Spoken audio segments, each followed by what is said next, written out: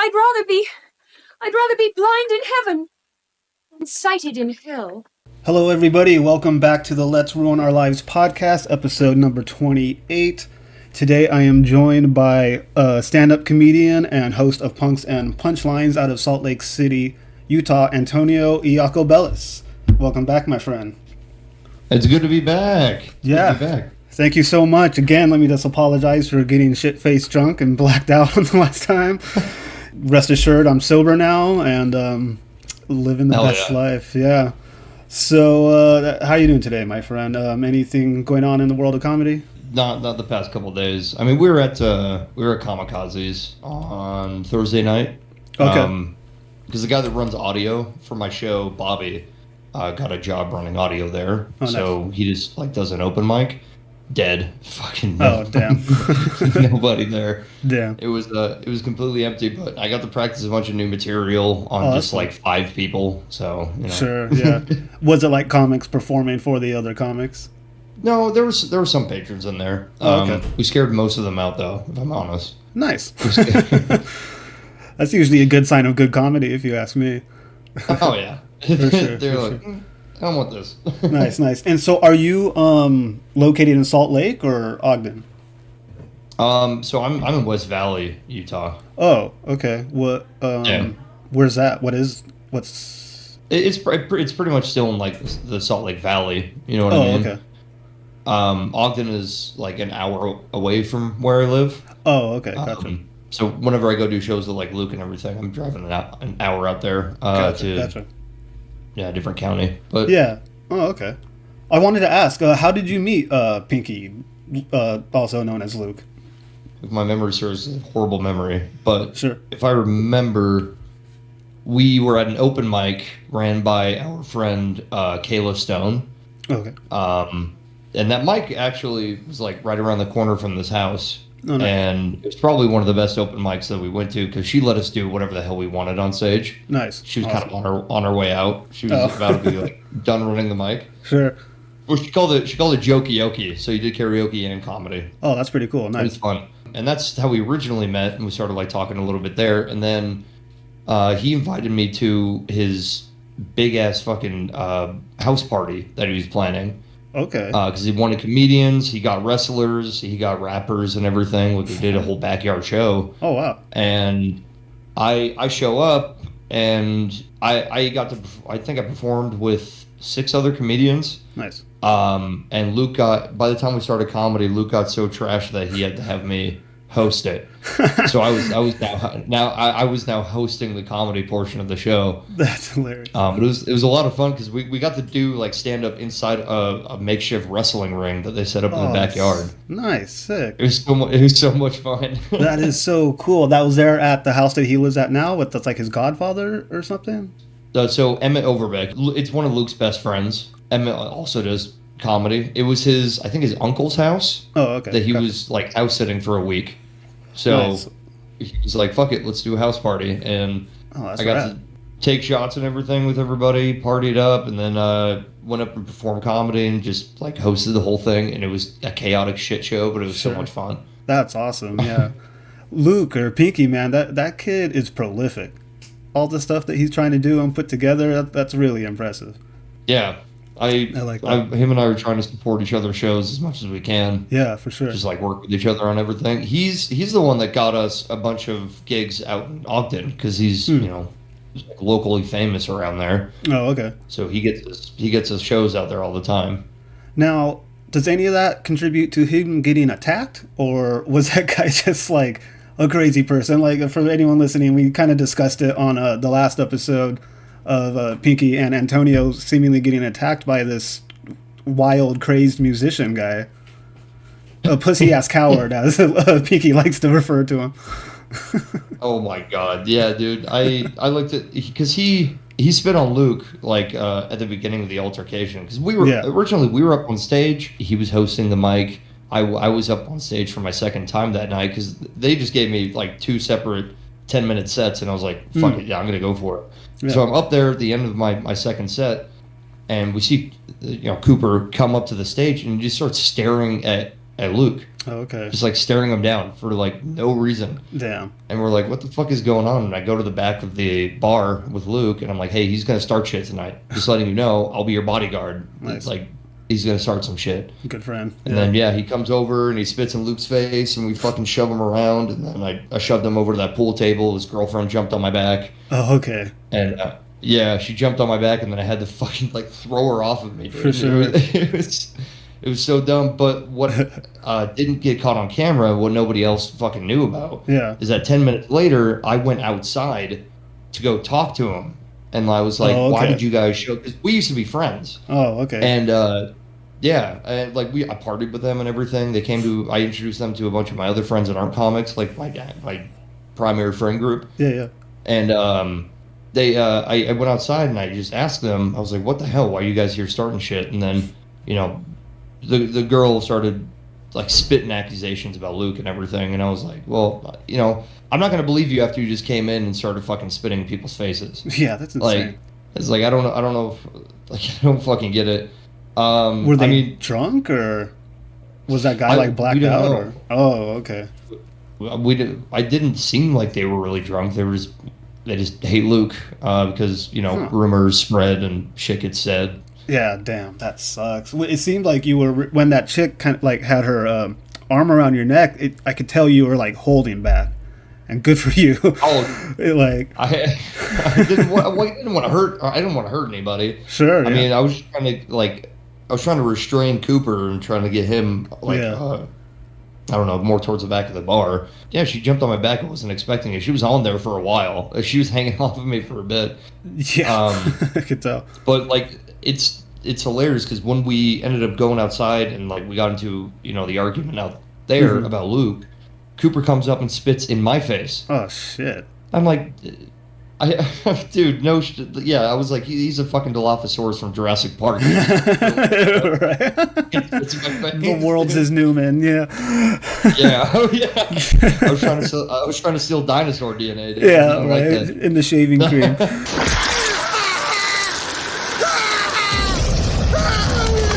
That's nuts. I mean, to just spit and like not even throw a punch or push, like the first thing you do is spit. That's no. It was also just disrespectful, Super, and, I was raised by a dad who played like hockey and rugby growing up, and he was in fights like every other fucking week. Right. Yeah. And so like I heard all these stories and everything, and I if I don't have to fight, I won't. Right. But this was one of those times where it was just like, no, you don't spit in my face and then just think that it's going to be all fucking good. For sure. So I go and I swing.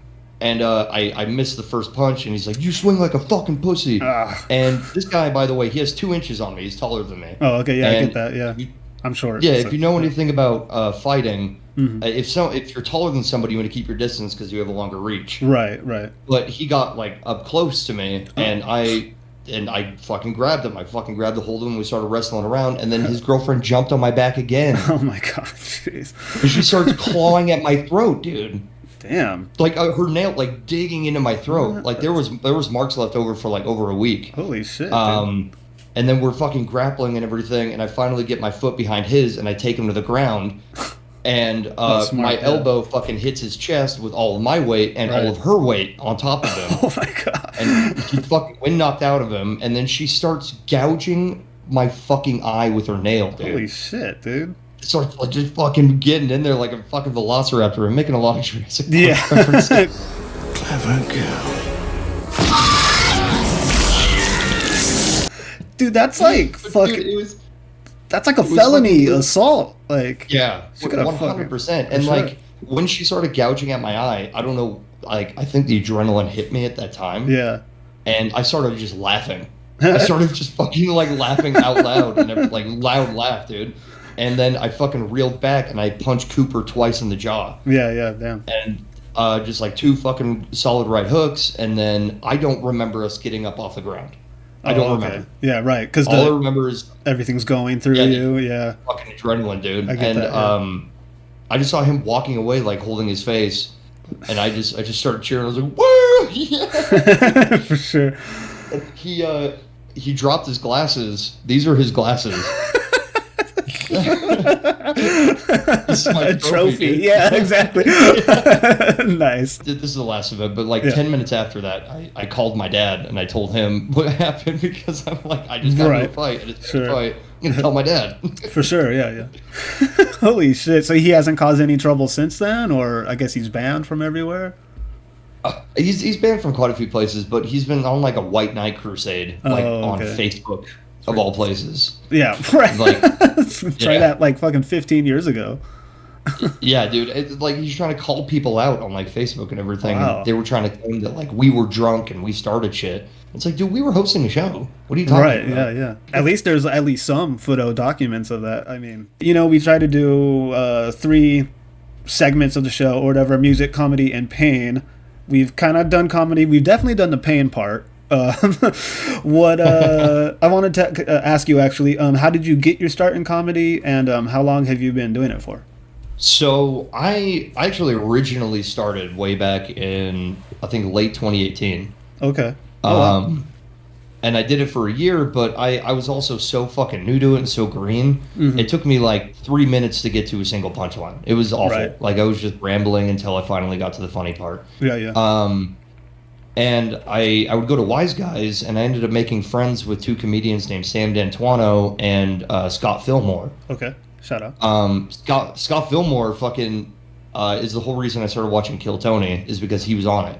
Oh, okay. And he fucking killed. He nice. Challenged. It was back when Hans Gim was getting like challenged for his regularship and all that. Oh, okay. Yeah, he did so good that he got the challenge like Hans Gim. Oh shit! And I saw him up there, and I was like, dude, that's my like. I started comedy with that guy. That's dope. And now he's fucking out there killing it in Texas.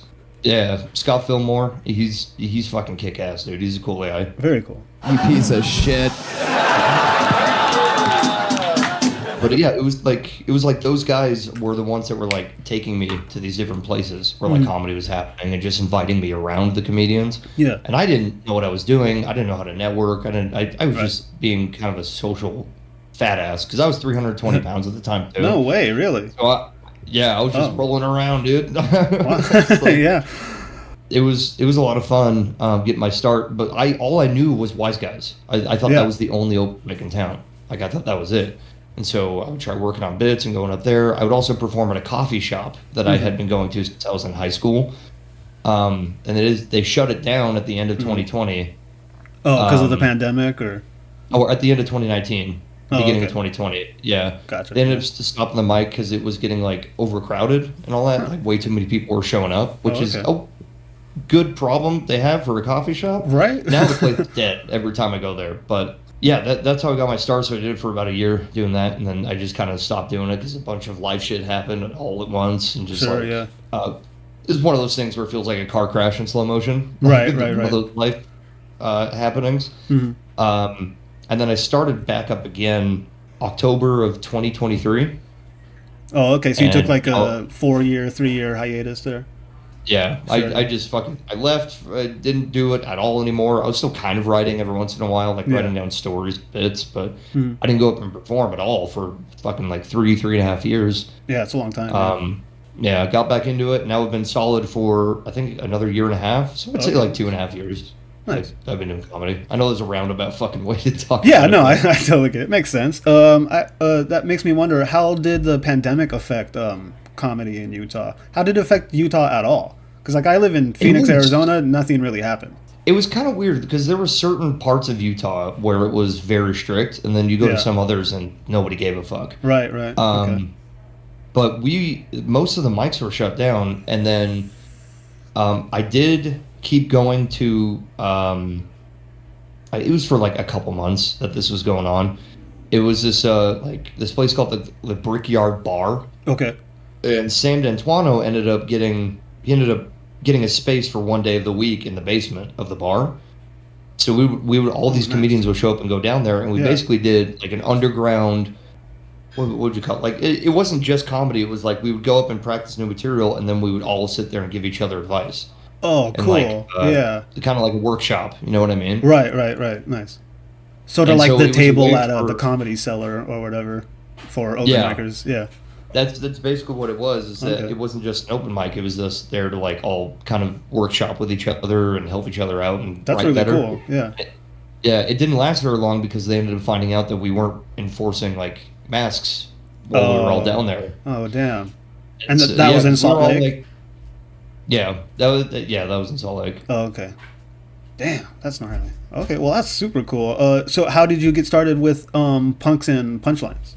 So I came up with the idea shortly after I got back into doing comedy. I'd been doing comedy for 2 months, and then because it was the rest of October, it was December, and then January is when I started the idea.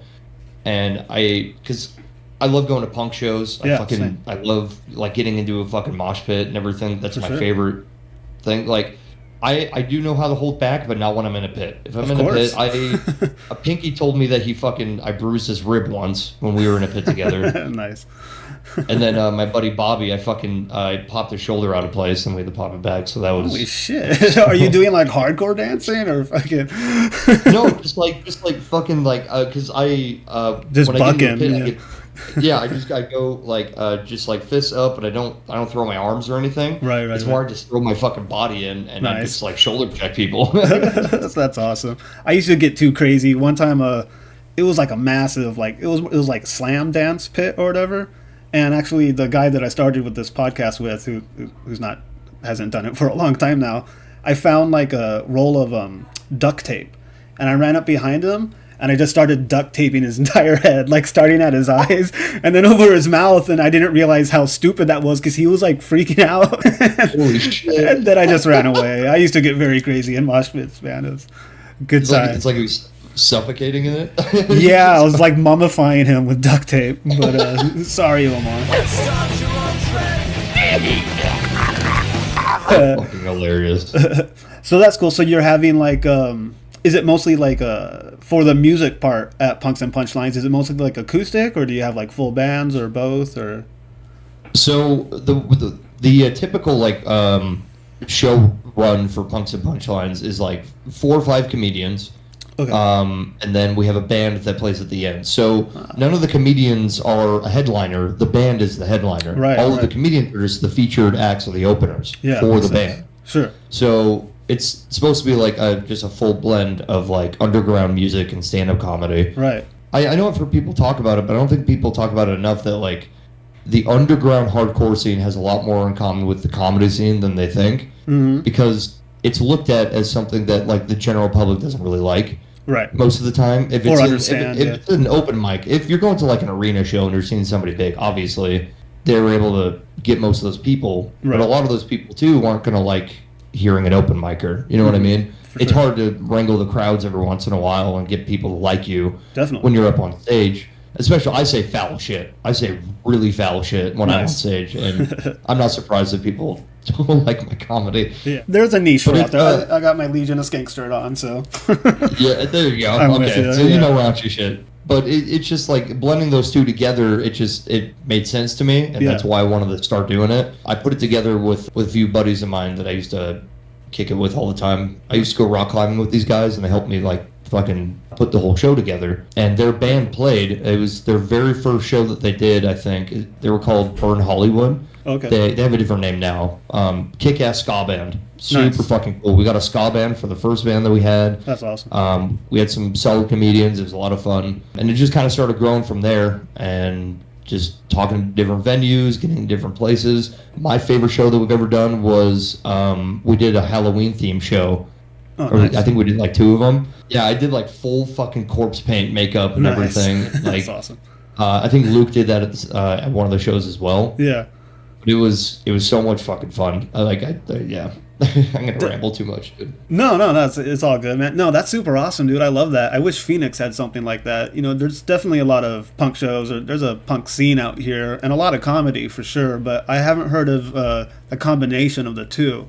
You know, in the last few years, I've definitely seen a lot more punks in comedy at large. You know, like Kyle Kinane, Ian Fidance, Chappelle Lacey, who's from out here. Ian is hilarious. I fucking love Ian Fidance. Ian is funny. I saw him live. He opened for or featured for Shane Gillis a few years ago. Really? Yeah, during the pandemic.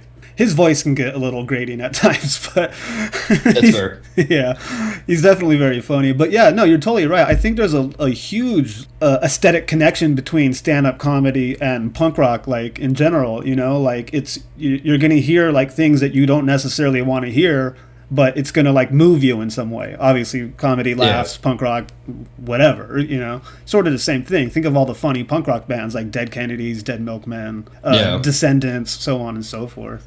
That's super cool. When's the next one coming up? We don't have. I think it's the 26th is our next show. It's going to be at the Lab. Okay. Where And Pinky that's works. Yeah, in Ogden, right? Yeah.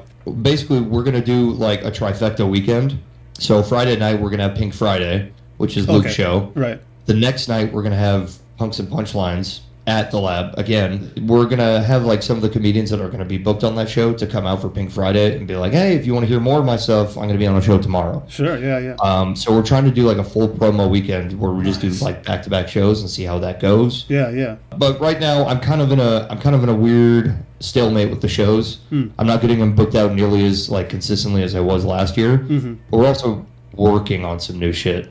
I'm trying to implement like solo openers, so people that are just playing like acoustic or something like that, just like a solo opener, and then we have the comedians, and then we have the band, so it's like it's a better blend, and then we've got a bunch of other crazy shit. We did Pinky's Roast. That was a Punks and Punchline show. That's right. Did that get filmed or? I know I recorded like little clips and everything and took some pictures. Yeah. But that show was big because when we talked to Kamikazes, they were like, we need to fill up a 4-hour time slot. Oh wow, that's a long fucking comedy show. Yeah. And they were like, we are not giving you that slot unless you can fill 4 hours. Right. So we got to fucking work. We got 6 comedians, and then we got 2 bands, and then we did a roast at the very end for Pinky. Yeah. So we filled up. We went over the 4-hour time slot. Wow. And I think peak of the night we had nearly 200 people in that place. Oh, dude, nice. And it was fucking incredible. It was probably one of our best shows to date. Some of these most recent ones were fucking dead. They were dead, dude. Nobody showed up, but that's more of fault on my part. I didn't promote as much as I should have. Well, everybody's just being a sad sap about the country. Wait, the what? Everyone's just being like really sad about the state of the country and stuff. For me, I'm just like I've just gotten like a depressive rut. Like for like 2 months, it felt like I came out of a coke bender. Like I was like, where the fuck have I been? Right? Yeah. No, I totally get that. I don't do coke, but right. Yeah. No, I get that. I'm on Lexapro. So that's so cool. You guys are like a driving force in comedy in Utah, it sounds like. Doing something very unique, definitely. Are you guys, I guess you, Pinky, Punks and Punchlines all together, like, are you guys like the crew of comedians who I guess are just like more or less like just starting or whatever? Or is there like a big like clean scene in comedy that's sort of like anti what you guys are doing, or like there is. It's the opposite side of Utah from Ogden, which is a place called Provo, which is I've heard of Provo, Mormon Mormon Central. Gotcha. Last year was the first time I'd ever been to a mocktail bar. And as a borderline alcoholic, that is terrifying. I couldn't understand the concept of fake liquor that doesn't get you drunk. I was terrified. And then it was also a clean mic. So you could not, like, it had to be like PG-13. Right. And like almost all of I have like a total of 5 minutes of clean material. Okay, that's pretty good. And most of my stuff is just disgusting. Nice. So it's like it's really hard. And I did drop a couple of my normal jokes like at that mic, and luckily they didn't get too upset. But yeah. For sure. I've not been back out to those mics because every mic out in Provo is all clean mic. Oh, such a bad boy. Something I find really, obviously I'm not a comedian, but when I do try to write jokes, I can't do clean. Like my brain is like wired to go into dark, you know what I mean? And try to make that funny. Something that I find interesting about comedy shows in general is that people just go to comedy shows not knowing who the comics are, who are going to perform. And that's where you get so many fucking hecklers and people all upset and storming out. And to me, it's like, what the fuck are you doing going to a comedy show expecting for it to be like TV or something, you know? Like, I saw... It's an interactive show, dude. Yeah, you know what I mean? Like, I saw Duncan Trussell last week. It was the fourth time I saw him. Or 2 weeks ago when this comes out. Or 3 weeks ago. Anyways. And it's, like, always the same. There's always, like, old, like... white people like in the front rows at every show that I go to out here in Phoenix at the 3 different places that I go to see comedians, and nobody's ever really heckled or like gotten upset or anything, but you can definitely see some people are like visibly upset by the more raunchy stuff, or like if it gets too political or whatever. Do you ever get anything like that where like it's just people showing up not knowing what they're in store for, I guess? It's been like that at quite a few places. Most of the time, people are pretty cool. They see stand-up comedy, they're like, "Oh, this is interesting." The places that we've had the biggest problem with is I took over an open mic for my buddy Buck Sang last year, and it died within 2 months because the regulars kept complaining. So all the bar regulars that would be there like every day, every other day, right. They're like, we don't like this shit. Why the fuck are they up there? And it's like they would just complain, and that's what got my mic shut down. It wasn't the people I was bringing, it wasn't the comedians, it wasn't the owners, it was the regulars. Right. And I'm like, you can't run your business solely off of just only your regulars. You need to bring in new people. Of course. You know what I mean? That's also what happened with another venue where we were trying to do an experimental thing with punks and punchlines that I was calling the midweek mosh. Mm-hmm. So it was going to be every other Wednesday, and it was going to be an open mic where bands could show up and also practice. So the first time we did it, a band went up and played. It was the first time they had ever played in front of a live audience. And we put them on, and I was like, "Fucking go up there, dude! Try your shit! Like, come out here and have fun. Like, you guys will get paid for it. We're getting a percentage of bar sales doing this." Sure. So not only was it their first gig doing it in front of like actual people, it was also the first gig that they ever got paid doing, which was their first show. That's how it should be. For sure, yeah. You know Artists what I mean? should always get paid for sure for their time for performing. That's super fucking cool, dude. Wow.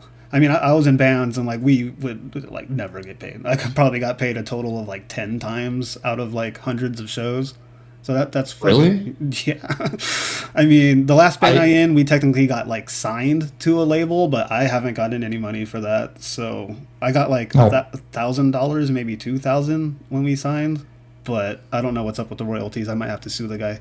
But anyways, I had a philosophy from the very beginning. From the very beginning, when I did the first show, I was like, I'm going to pay every artist I have on the show. Yeah. I'm not going to be that dickhead that's like, no, we'll pay you with exposure. It's like, okay. Right, yeah. I hate that. Dude, whatever. Promoters are the fucking worst, dude. The amount of times we'd come in there just like jack off, like cool guys, you know what I mean? Like bros just leeching off of talent or whatever, off of the art. Yeah, that shit is so fucking prevalent. I mean, I've lost a lot. Like, I put more money into the show than I've gotten back at this point. Right, yeah. But it's it's to make the show better, because like, of course, the first time I'm an iron worker, a welder. Oh, okay. Nice. So the first time I got a bonus at the company I'm working with, it went all into brand new equipment for the show. Nice. Because I was renting a PA system from a different comedian. Gotcha. Okay. And I was like, hey, well, I don't want to have to, drop $100 every fucking time I need equipment. Right. So I spent like, I think over $1,000 on like a PA system. Yeah. Fucking speaker towers. I think 6 microphones, a bunch of cables, and I'm still like adding to it and everything. For sure. That's dope, dude. Yeah, damn. So you're really fucking working hard at it too. Damn, that's so cool, dude. I wish I could go to your shows. Sounds like a great time. We're trying to get out of state. We're trying to see if we can get shows out of state right now. There used to be, near where I live, there was like a punk bar that definitely had the space to host shows and stuff, but they closed down. So I was going to say, maybe I can try to like, hey, I know these guys in Utah, they want to do something or whatever, but because I used to sort of like, or twice I organized something sort of similar. It was more like music based, and then I had my friends like put up their art or whatever. I tried to get comedians, but at the time I didn't know any, so I can definitely like sort of relate. But what you guys are doing, that's cool. I I'm proud of you guys, even though I don't really know you, but that's really cool to hear that. Hell yeah, thank you, guys man. are I doing appreciate that. it. Yeah, for sure. Let me ask you: are you planning on going to Skankfest this year? Okay, so I missed the window on getting tickets. Oh damn. But he said that I could sign up for a fight, and I would get Oh. in doing that. Okay, sick. So, when is it again? It's November 14th through 16th. Okay, I should be able to do that. I just need to make sure I get it off from work. Right. Yeah. It's 3 days, right? It's 3 days. Yeah, and I believe there's a kickoff party on the Thursday, so technically 4 days, but 3 to the general public or whatever. Okay. Unless you I've get also just been wanting to go to New Orleans for fucking years. For sure. So, I heard it's fucking beautiful out there, and obviously it's an alcoholic's paradise. I was gonna say you can drink 24/7. God, Yeah. that is terrifying. That is a scary place. I get it, man. I don't know if you watched our last episode. I tried to go to rehab, but yeah. A bunch of my gutter punk friends moved out there like when we were all like 20 something, and most of them didn't leave. Like they just fucking love it out there. Got jobs at bars Really? and stuff. Yeah. They love it out I there. wanna plan more trips because we did a trip last year with me and like 5 other comedians where we went out to Vegas and we rented an Airbnb for a week, like a full week, dude, like Saturday to Saturday, just like going. We had a whole list of like all the shows and open mics that were happening in Vegas, and we went to every single one of them. Nice. And like Sick. met all the Vegas comedians and fucking networked and everything. Made a bunch of friends out there. Hell yeah. Fucking cool people. The thing, dude. Vegas comedy is so much different than Utah comedy. It's crazy. Okay, yeah. Because it's like a whole performance. It's not just like they're going up there and telling jokes. They're like a whole fucking character. Oh, okay. It's crazy. Really? Yeah, we met this dude that had a horse puppet. Like you could tell he was like full blown like fire hose autism, and he just like had, fire hose yeah, autism. I don't know what that means, but okay. Like full blast? yeah, dude. Nice. So is the puppet the one performing, or does he? It's like next to it? He's talking through the puppet. He's trying to do ventriloquism. My God. Okay. Yeah. Yeah, ventriloquism, but you could still see his mouth moving. But it was just so funny because the shit he was fucking saying was just so insane. Nice. Was that centered around like the Strip or like Fremont Street, or just like spread throughout Vegas? No, dude. We ended up finding out that the best places to do comedy in Vegas are like out of the way. It's like away from the tourist traps. They're like it's a lot of dive bars. Yeah. Literally, one of the mics is called The Dive. Nice. One of the places. For sure. And it was fun because our first night we went to, I can't remember the first club. I can't remember the first place, but we went and talked to the host and we were like, hey, what's another mic going on tonight? And he's like, well, I'll tell you, but I'm gonna request that you guys don't go to it. Okay. And we're like, what the fuck? He's like, okay, so there's this place called The Dive, and a couple weeks ago, this comedian bombed up there so hard that he got stabbed. Oh shit. Damn. And I was like, you sold me, dude. Yeah, for sure. Stay away from that place. Holy shit. It is a punk fucking divey, grungy, dingy bar, dude. Oh, it was so okay, much fun. damn. It was the best mic that we went to on the whole trip. That's fucking It was so much fun. Damn.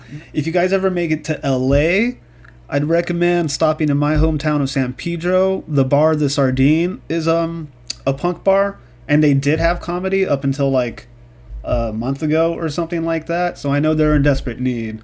And if you ever come out to the Phoenix, really? Yeah, it's called the Sardine. It was started by the guys who own Recess Records. They're involved with like, the surviving members of the Minutemen and stuff. San Pedro is like a major punk rock city. Shout out to the Sardine. Real good people. They're older. They're about like, I don't know, 10 years older than me, probably more than that. And yeah. Where's this at? San Pedro.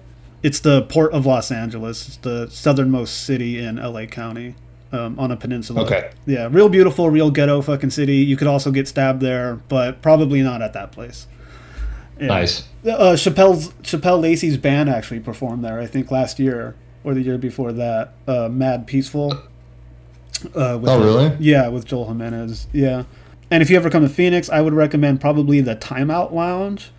That's in Tempe. and they have a lot of punk shows there, so they might be willing. What type of music do you listen to, my friend? Punk, obviously. Ska. Dude, do you have a favorite band? A favorite band? Okay, so it's not punk, but I grew up on like Johnny Cash, and then I also grew up listening to The Doors. Yeah, hell yeah. Nice. Fucking love The Doors. Me too, That's like some of those songs, like "Been Down So Long" is like my number one pick for like karaoke. The way it starts off, Fucking "L.A. Woman" is fucking beautiful. Yeah. It's sick. I love those bands. I like the Dead Kennedys. You mentioned them earlier. Same. I had this big ass patch on my patch pants. Yeah. Like my fucking, they call them crust pants, but I don't fucking let them crust, dude. That shit's gross. Agreed. Yeah, I never let myself. Yeah. Crust punks are fucking nasty, bro. They are nasty, vicious people. Yeah.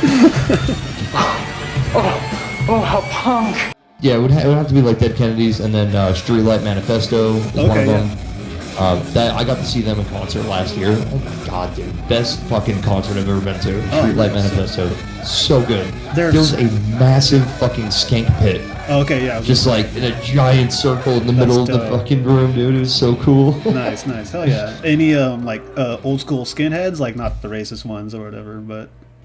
I'm gonna start blanking on fucking names here. Well, I mean, at that show, were there like any like old school rude boys or like moon stompers? That's okay. Yeah. Sorry. Yeah, I mean, there was definitely every punk show I've been to out here in Utah. There's always like some old punks that have been nice. In the scene for a long time. Cool. It sounds like a really cool tight knit community out there. Probably more so. I came up in Los Angeles or whatever, and everybody's such a fucking dick and like pretentious and trying, like ride everybody's coattails or whatever, however you want to fucking say it.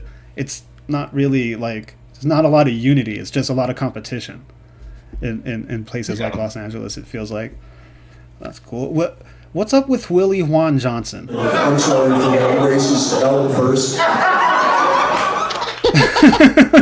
How old is that guy? I was following him. I recently unfollowed him because he was just posting really bizarre, like, I can't tell if he's being funny about like oppressing women or whatever it is.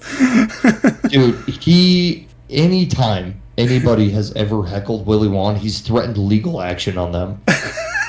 I'm not fucking kidding, dude.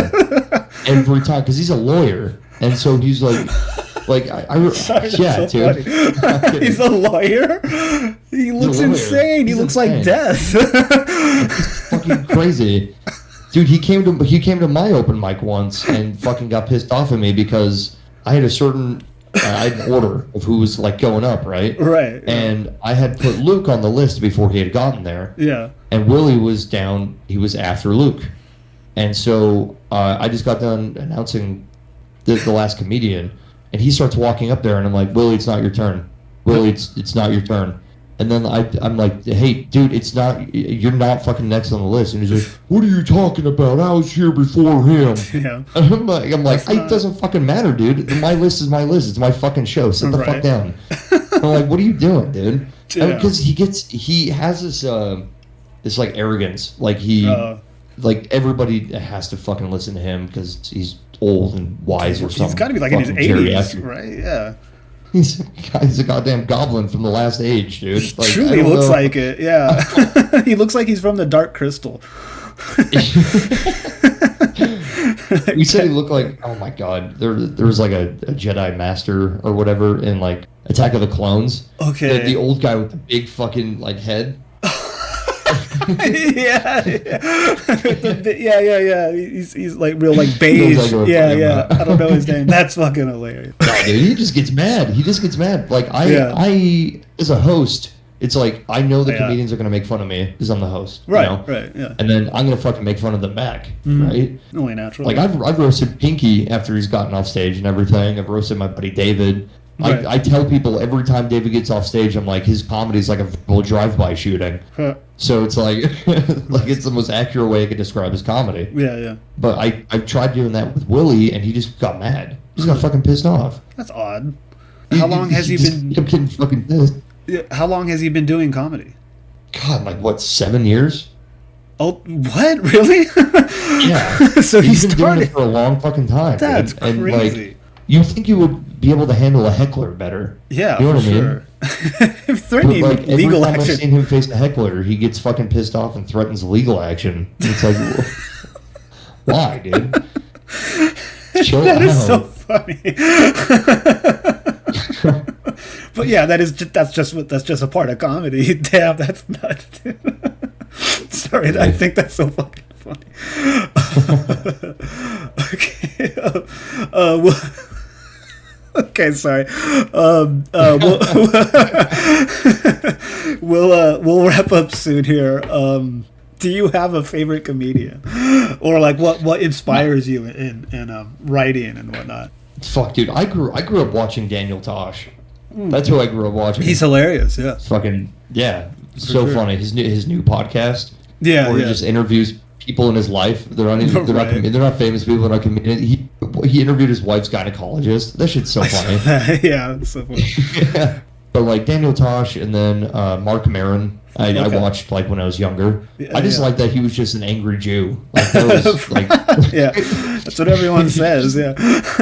he was just an angry Jew that hated other Jews, and I was like, this guy's sure. fucking hilarious. He's got like drug stories and all that stuff and recoveries. right. Like he's a crazy man. But For sure. What about Dice? all right. Andrew Dice Clay. Yeah. Yeah, dude, of Course. Yeah. Dice twice as nice, dude. I fucking love that guy. I got called Andrew Dice Gay on a mic once because I wore my full punk outfit while I Yeah. was doing comedy. Oh, okay. Yeah, And, yeah. yeah. Is that the picture So that he you told me shared Andrew Dice Gay. with the vest with the spikes on it? Is that your? Yeah. Yeah. Okay. Yeah. And the I've gloves. I got a. Yeah, no. Sometimes I'll wear the gloves. Sometimes okay, if it's yeah. for a show, I will go full out and like wear the Nice. gloves and everything. For I've sure. even had my friends put on like eyeliner before just so I can go full fucking punk. Yeah. Awesome. Nice. Very Mike Ness. Old school Mike Ness. I guess we've pretty much covered everything here. I guess, are there any like certain places that you regularly perform at? So hopefully people, if there are people in Utah listening to this, they can go check you out. I haven't been going to like open mics for I think about a month, but I will okay. say Well, you can. it's weird because like Yeah. Go ahead. a lot of them got shut down in like the 2 months that I wasn't going. Oh, that's so weird. And so, like, I came back and I'm like, what the fuck? Why have things changed so much? I'm like, why? Right. I look at the list of mics. There's this guy, Chuck Fury. He really big in Utah. He has a whole website where he puts up all the active mics and everything for all of his okay. comedians to go check out. So we Okay. all know where everything's happening. I'd say if you're in the Ogden area, try to get out to the Lab or Kamikazes. Those two places kick ass. We're trying to get more people out to Kamikazes. We need more people to show up there. Or they're gonna shut down the open mic there.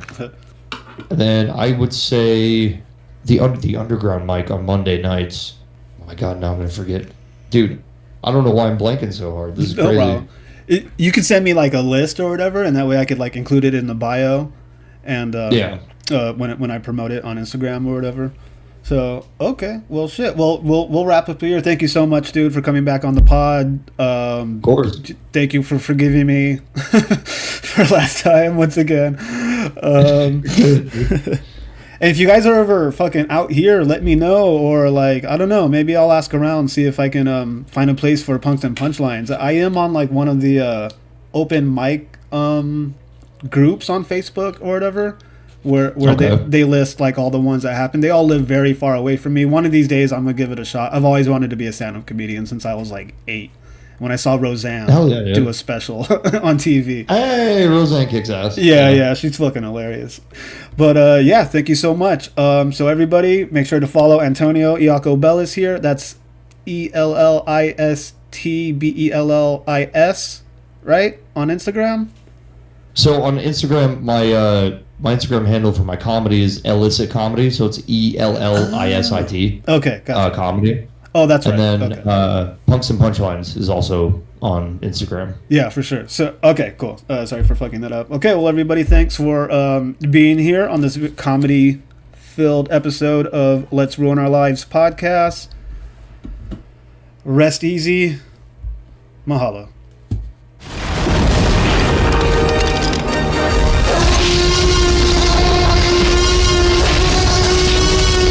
Life finds a way.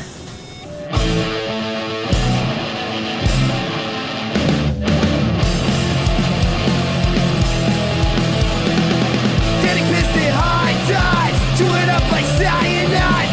Please don't revive. Let's ruin our lives. Some pills in acid, nails in my casket. That sounds romantic.